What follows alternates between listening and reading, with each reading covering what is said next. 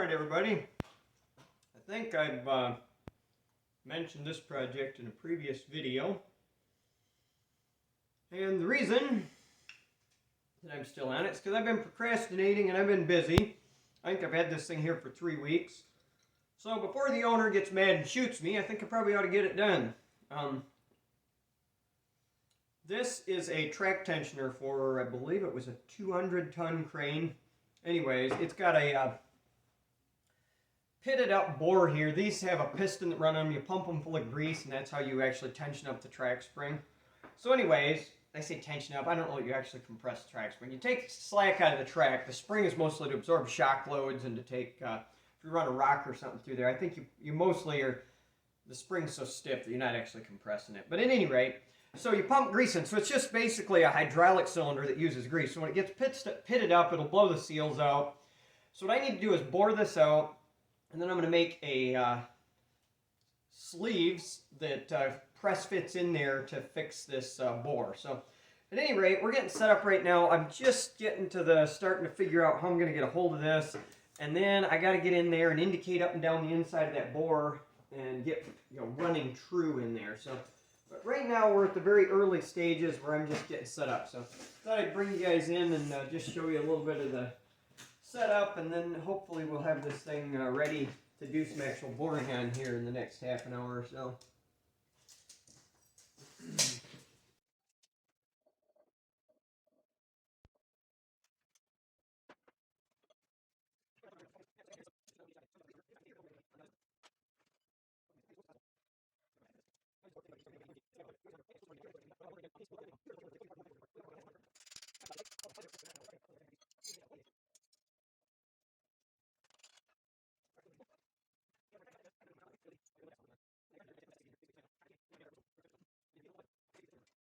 Okay, I think we've got a combination we can work with here, guys. Alright, I'll shut the video down until I get set up. I haven't really figured out which indicator combination. This is a little bit of a pain because I need something to reach way in there, and I'm kind of deficient in really long reach indicators. Like being able to read them in the hole is going to be a challenge. I have not decided exactly how we're going to tackle that. I thought about trying to come up with a way to just measure off the edge of the table to get squared this way, but because there is a center, this has a rod that goes all the way through and it's got a center in it here, and I thought about turning up a plug with a center in it there and then putting a straight edge off the edge and just measuring, but for what it is, I guess the reason I say that is it's not super precision that it has to be dead square in there. So if I was off by 5 thousandths, this thing wouldn't care. But anyway, we'll see. It's easy enough to get centered. The trick is reaching in there down the bore, being able to see the indicator. So I got to go see what I have, what my longest reach indicator setup is, and then we'll go from there. So I'll bring you guys back when I get it figured out a little better.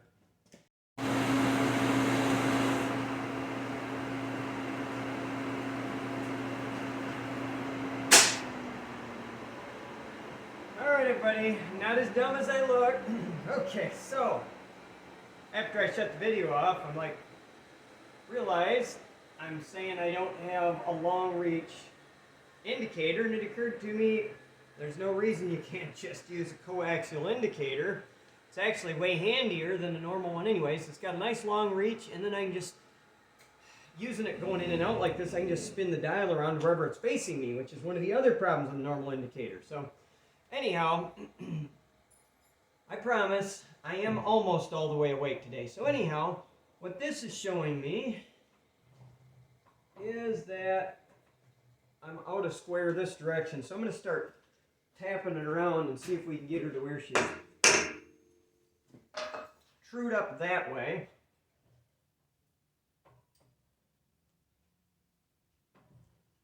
Going to require a bit of back and forth because the other issue here is I don't know that I'm level this direction. I kind of eyeballed it, and that will screw with the side. I'm going to have to go back and forth a bit and gradually work it in because one adjustment will mess with the other adjustment.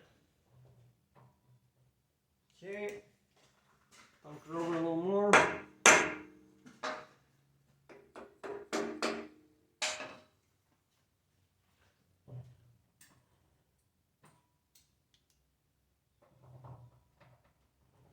The other thing to remember with this arrangement is that you are not accurately reading half thousandths per increment. I mean, that, when you change the length from, for instance, the long probe that's in there to the short probe, you're, screwing with the accuracy of this thing. I almost put it,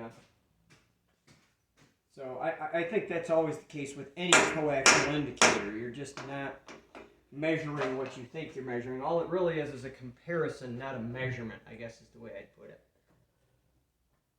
Okay. So that direction, we are dead on the money right now.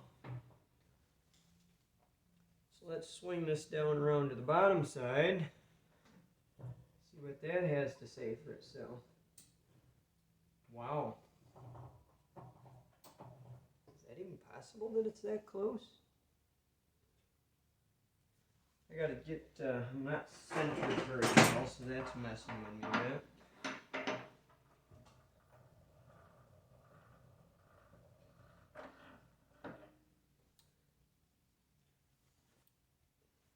Somewhere's about there.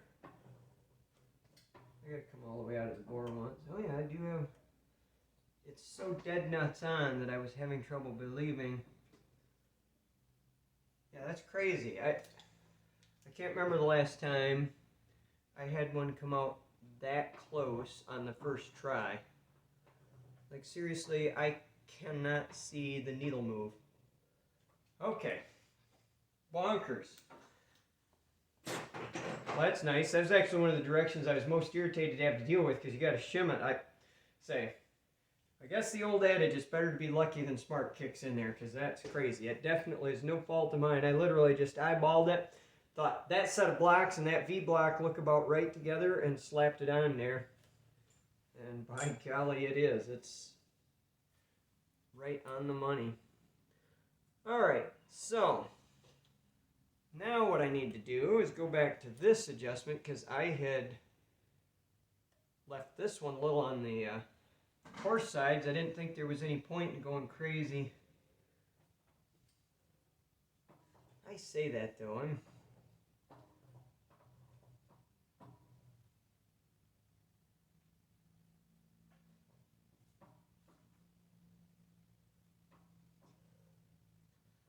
guess I'm pretty dumb good. That last swap had me right there. Alright, we're going to tighten her down and see what it looks like after it gets snug, because sometimes, especially when you're snugging down on the unmachined surface like this, base plate is a forging as far as I can tell, and it's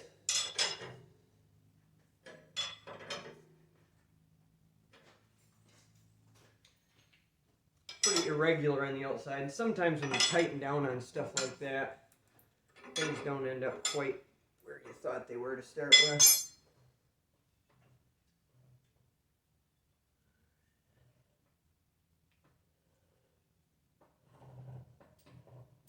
Yeah, that's pretty damn good.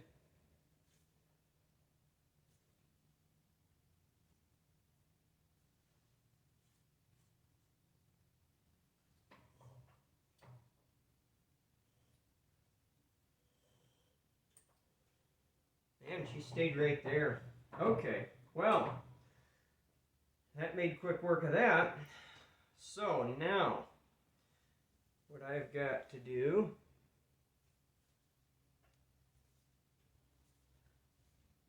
I've got to take the time to get centered up the other direction.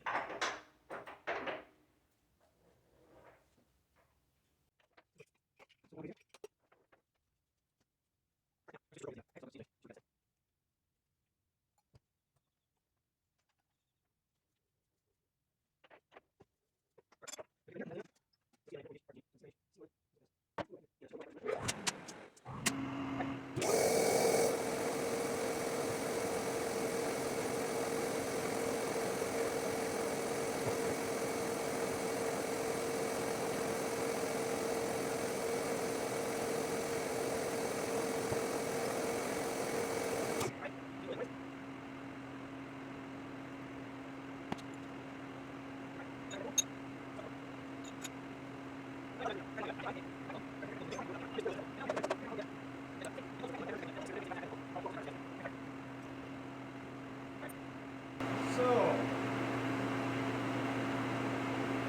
got some decisions to make here.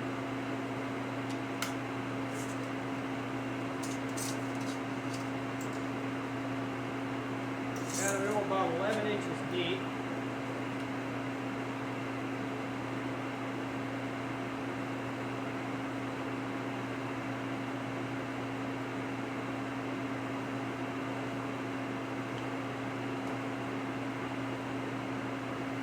Couple things. First off, I really like using this profile bit at BL and VR bits, but they've got a 15-degree back angle. If I want to cut to a square shoulder down in there, I need to switch to an A. What would that be? An AL, I believe. I guess probably isn't the end of the world. Thinking out loud here. Yeah. So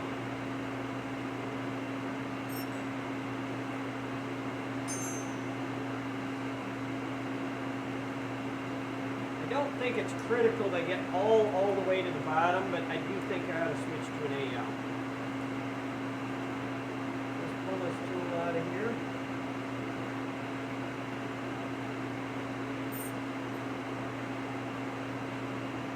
Alright, I'm going to get some tools rounded up. I'll bring you guys back once I get my act figured out better.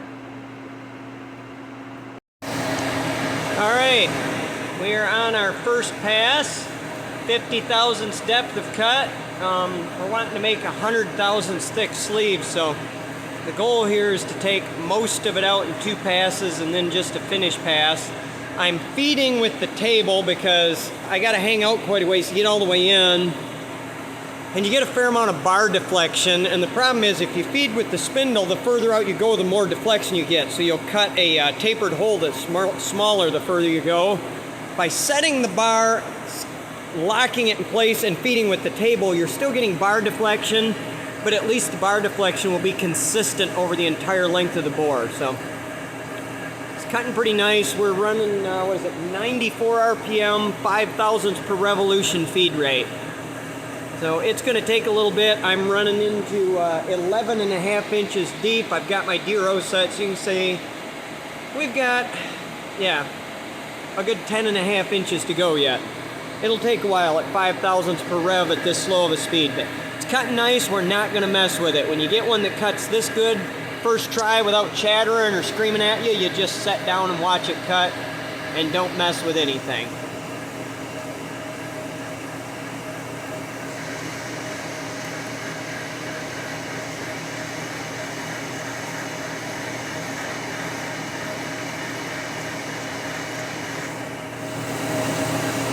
Alright, we're on the second pass here. Taking 40 thousandths on the sides. I'm wanting to take a total of 100 thou on a side. That's how thick I want the wall on my sleeve to be. So I took 50 first pass. I'm taking 40 this pass with the idea that I'll take a spring cut through there, see where we're at, and make one final cut. So anyway, it's cutting nice. Just letting her shave her way to the bottom. About, 25 minutes of cutting, we'll be to the bottom of that hole. Alright, I'm on my spring pass now, which I use terms like that and then forget. Maybe not everybody knows what that means. So there's a certain amount of what would be called spring in the tooling, right? When it's under load, it deflects. So especially, I've got this thing stuck out here. I haven't even measured, but probably 18 inches in order to reach the bottom of the hole, because this is the stop, hits up against the column there, and in order to have enough travel there, I have to have this out quite a ways because I'm in from the edge of the table. So anyway, because of that, when I'm in a heavy cut, which 50 thou on a side stuck out that far is a pretty heavy cut, and then even the last pass it was 40, there's a lot of deflection, and so what I'm doing now is making another cut through without changing anything and letting it cut what it didn't get on the last pass. So what's interesting about that is it's actually cutting from basically the bottom side up around the top right now.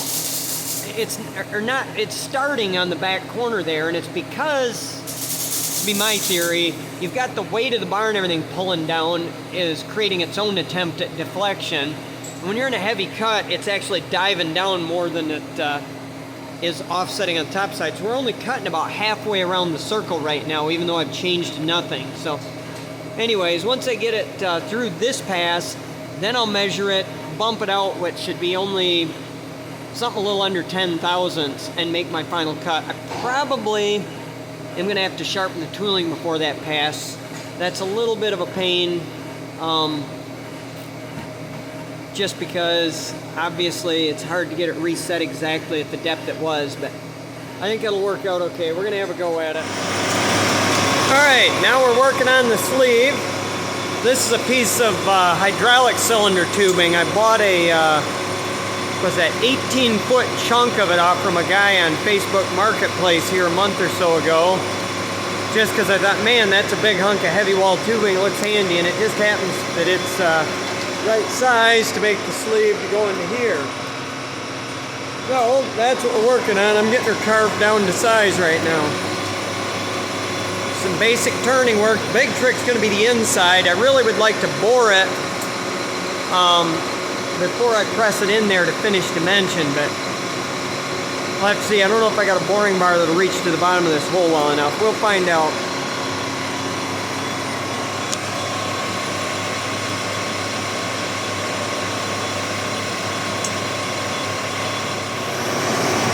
Alright, so this is pretty sketchy.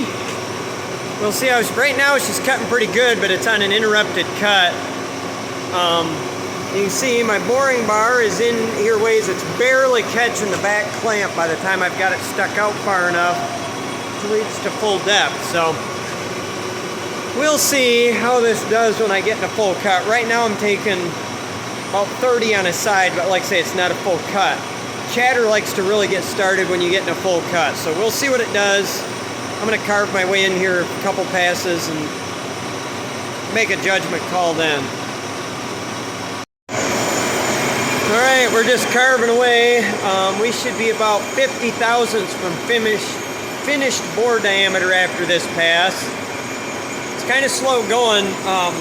Hanging a bar that diameter out 10.5 inches is really pushing the envelope, so I can't take a lot of a cut. I'm honestly surprised it's going as well as it is for as much overhang as I've got. But anyway, we're getting there.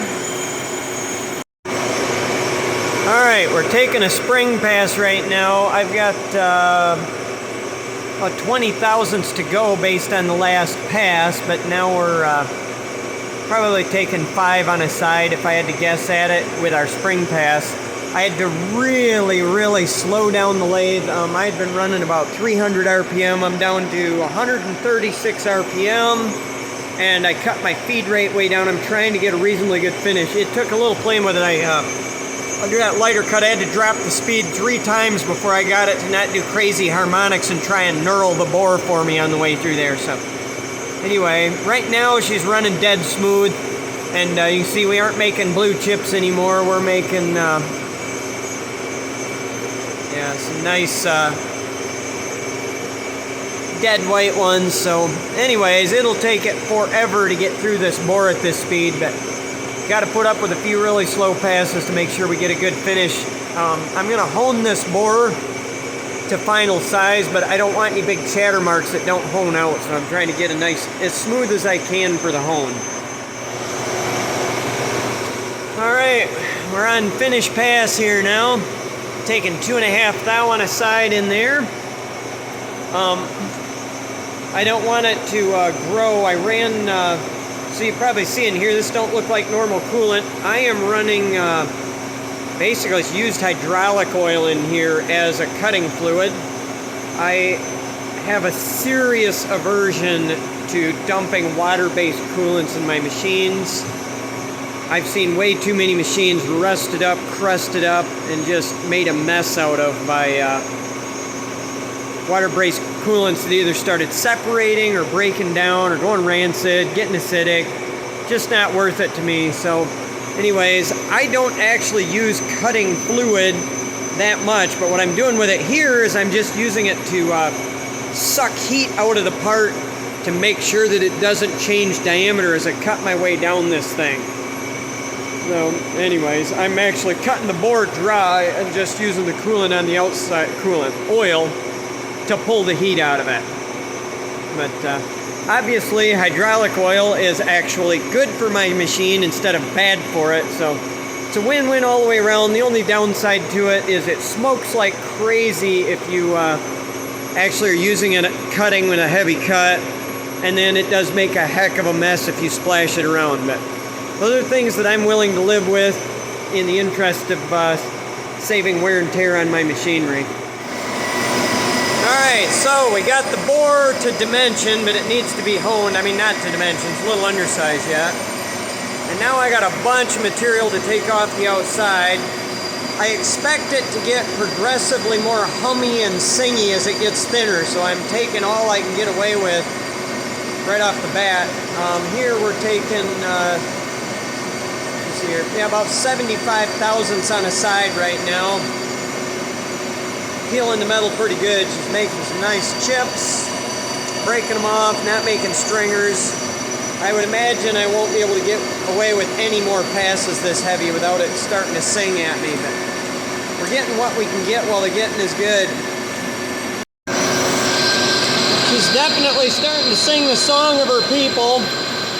Taking 50 thousandths on a side here, and you can hear the bell is ringing, but I don't think it started deteriorating the finish yet. It's not a, I don't want to call it, like, it's not getting the harmonics going where it's really screwing with the finish, but definitely talking to me now.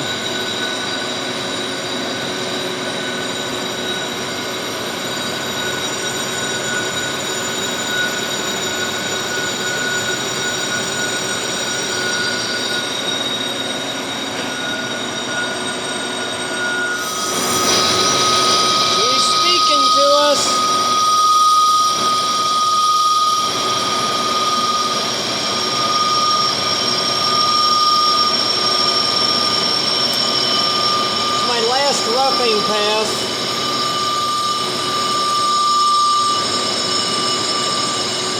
We have about 50 thousandths worth of material to remove. It's about 25 on a side after this pass. And what I have to do then is slow down the RPMs, play with the feed rate, mostly slow down the RPMs a lot, and a lot lighter cuts. We're definitely getting to where we're thin enough that hanging out as far as this is, I mean, I've got 10.5 inches hanging out in here, and on something this thin, you're undoubtedly getting some crazy sidewall deflection at this point. Anyway, as you can see, we're getting far enough up now that the singing has pretty well stopped.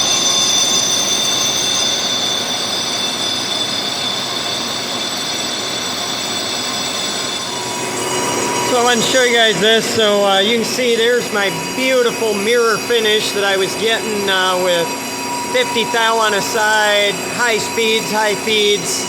Now I've had to slow it down. You hear it's still wanting to sing. This is a 10,000 step to cut. I'm getting a garbage finish. Just never is as nice on a light cut on something like this. Unfortunately, there's no way on something this thin and this long that I can get away with a heavy finish cut.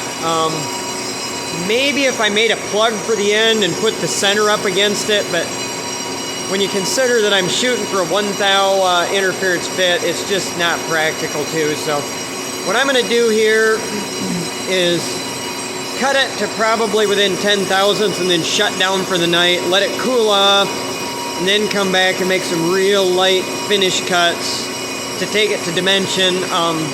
The coarse finish doesn't actually bother me for this because the plan is a pretty light interference fit, but with a bunch of Loctite sleeve retainer on there. So a little bit of roughness in the finish. You can see like this isn't mirror finish. I don't want to hone that. I'm not going to sand the outside of this. I want them to actually be kind of catchy so that sleeve retainer gets a good grip on them. Anyway, this will probably be about the last pass for tonight. Alright, that's going to be it for tonight. This thing is hot enough I can't leave my hand on it. We're gonna let that cool off overnight, see what she settles out to, and take a couple of final passes and call it a day. See, that's pretty thin. I mean, we're ending up 100 thousandths wall thickness for the sleeve to shove into this thing. So anyway, I will bring you guys back tomorrow when we're wrapping this thing up. Catch you later. All right, everybody. So we were on our, I probably got a couple of finish passes because it cooled off. I'm taking a real light cut just to make sure I'm squared up and round and nothing changed. I was having a really bad time with it wanting to sing, so we've got a roll of shop towel riding along in there to deaden out vibration. It's working pretty good, otherwise I was having to keep my hand sliding along on it. Alright, we'll see what it measures when I get done with this pass, and then that'll decide what my final cut has to be. Alright, everybody. So, I think if YouTube is going to be truly educational, it's got to show you the failures along with the successes. So I think the last video I showed, last clip, I was busy honing away on this thing over on the Sun and Hone. And I had some crazy problems. I kept having chunks break off my stones and then get drug around in here, and they made nasty gouges. I don't know if you can see them. Yeah, you can see some lines in there. Anyways, unfortunately, those nasty gouges are too deep to hone out. And honestly, I'm a little scared of my honing process now because I don't know what's going wrong with that. I'll show you what I'm talking about here. Well, you can see, here's all the nasty, it would make these awful lines in my stone when it happened, but chunks were chipping out of the edge of the stone and then get drug around in there. Anyway, I don't know if it's a speed issue, a lubrication issue, or a cutting oil issue, whatever it is. So, long and short of it is, that one's scrap, and I'm getting started on making another one. I'm squaring this up right now because I had to go out and cut a chunk of this off from the big chunk I got outdoors with my porta-band, and I didn't cut it very square. So, the big thing I want to show you is this. So, a good chunk of the problems I had with it, and the reason the finish in it was so crummy to start with, is this was the biggest boring bar I had set up. I think this is a 1.5 inches, if I remember right. Yeah, 1.5 inches. Anyways, and sticking that out 10.5 inches is just way, way too much. Now, I had this home-built boring bar that just takes whatever tooling you want to clamp in the end of it, but I never had a way to mount it in this lathe, so I decided after the fits I had last night that it is time to upgrade. So I made this morning. I realized it looks old and rusty, and that's because the steel that I had laying around was old and rusty, and I did not have time for beautifying. So I drilled through here with a 3 3/8 spade drill on the boring mill, ran through there with a boring head. You can see I'm still set up with the boring head that I had in here. I think that's a Valinite if I remember right. Anyways, bored it out, drilled and tapped here, saw cut it there, bored it here for the post. I had to make a spacer here because this is shorter than what the Dorian tool post that normally goes on this stud is. But anyways, at this point, I'm quite confident this is as rigid as you can hope to get in a setup like this. So anyways, I'm cutting another piece of steel. We're going to slap her in there, and what I'm hoping for with that is that we get a nice enough finish and true enough that I can just go in there with my 3-legged hone and just give it a hone for finish and not be attempting to hone to size, which is what I was doing before. So anyway, I'll bring you guys back when I do a little bit of cutting with that. I probably won't show the whole process because you've already seen me cut one of these, and just show you some of how she runs when I get in there with it. Well, I can tell you guys already, it's a whole different ball game with this setup. I was delicately whittling my way in there before, now you can just haul off and take whatever you want. So, moral of the story is, stop and build the right tooling the first time and don't try and make do, unless you absolutely have to. So, anyway, I'm going to get this carved out to size, and then we'll hopefully get this project finished today. Alright, Alright, I'm within 25 thousandths of my finished bore, and after the trouble I had last time with not getting a good finish, I'm experimenting with some light passes now just to see what kind of finish I get, see if I need to tweak anything before I get down closer to my final dimension. I'm a little paranoid. I don't really want to make 3 of these. 2 is quite enough. So anyhow, it's looking really, really good. This I should have built a block like this a long time ago. I've had this big boring bar laying around here for, I don't even know, a couple years probably, and just never, always succeeded in getting away with using the smaller ones. But anyhow, live and learn. So, but you know, it's time consuming like this. It looks simple, but I spent about 3 hours screwing around making this thing this morning, digging the steel out. It was longer than I wanted, chopping a chunk off the end, drilling it, boring it, drilling and tapping and counter boring, and drilling that and slotting it. It just takes a lot of time. So when you're in the middle of a job, sometimes it's hard to convince yourself to stop and do something like that. But in this instance, clearly I'd have been further ahead to do that, because I think about 3 hours is what I had into that part when I trashed it. So for the amount of time that I wasted building the junk part, I could have just made a tool post. Now, I also have to admit, I can't guarantee that if I had this, I wouldn't have had the other problem, because the hone is what really did it. But I think it would have saved me though, because my finish was so bad in there that I was cranking up on the hone pretty good, trying to cut some material out, and I probably over-tightened the hone is what I've concluded. Well, I gotta set this down and hit the end of my travel here in background. Alright, well, we're getting down to where we're within, after this pass, about another 100 thou to go to end up at diameter. My final pass inside, I was taking a thou on a side, and I didn't end up with as nice of a finish, but when you know that you're only cutting a thou on a side and it's floating a little bit, that'll hone out pretty decent. I'm just going to use a normal 3-legged hone instead of a sun and bore hone, and just take it easy, and I'll get that polished out to a nice hone finish. So anyway, we're getting there. Just a long project when you got to go around and do it twice. Alright, this is our last heavy roughing pass. It was getting a little bit singy on the last pass, so you can see I've stuck the rag in the inside. Old towel wadded her up tight and stuffed it in there, and that's got her dead quiet again.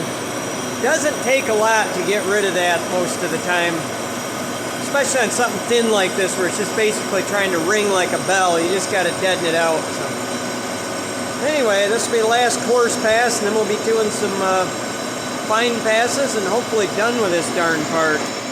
Alright everybody, there is one sleeve finished up, honed up. Came out exactly the way I wanted it to this time, so I'm just getting ready to set it up on top of the toolbox. This is the snarlies I was getting out boring the inside. Anyways, getting ready to pull this off the boring mill. I haven't quite decided yet.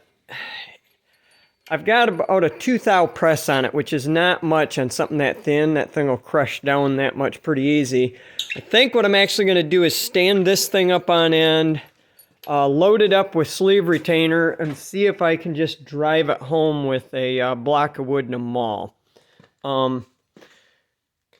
It's got some risk involved, in that if I get halfway in and it doesn't want to move, the sleeve retainer will start locking up, but I think I can drive it fast enough to get her smacked home before that does it. I think I like that idea better than the hydraulic press. The problem is the hydraulic press doesn't have enough travel to do it all in one stroke, and it's slower than me driving with a maul, I think. So anyway, that's what we're going to try. I'll probably set up a camera so you can see how good or bad it goes. All right, everybody. Remember how I said I was going to set up the camera and drive it in? Well, I forgot.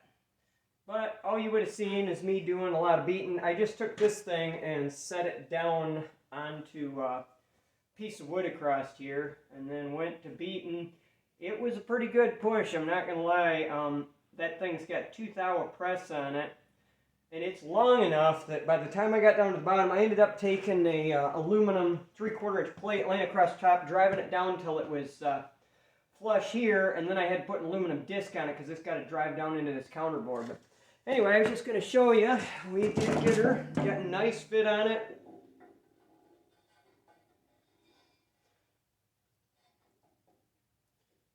I haven't attempted to see what the actual dimension ended up being. The original had 10 thousandths of slop on it. I don't know why. It didn't look like wear to me, but at any rate, I decided that was not acceptable. Talked to the owner. Neither of us thought that was great. So I was shooting for 5 thousandths of clearance. I would say based on the way it feels, that's probably about what I ended up with.